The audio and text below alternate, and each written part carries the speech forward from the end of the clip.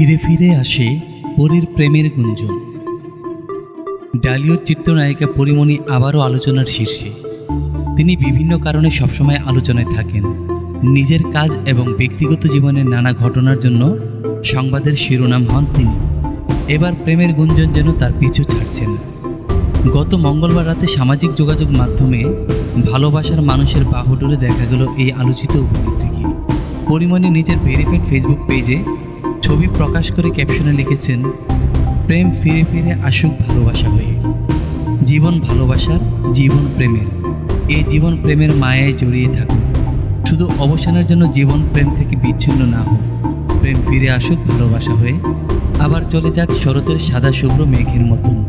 শুধু ওই মেঘের গর্জন না হোক, জীবন চলুক জীবনের মতো। মুহূর্তেই ভাইরাল হয়ে যায় এই পোস্ট।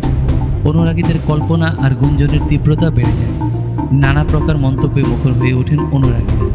সবাই ধারণা করে নেন বসন্তের বাতাস বইছে পরীমণির মনে। যদিও ভালোবাসার মানুষকে এখনও প্রকাশ্যে আনেননি তিনি। কেবল তার হাতটাই দেখা গেছে। হাতে রয়েছে ঘড়ি, যে ঘড়ির মতো ঘড়ি পরেন শেখ সাদী।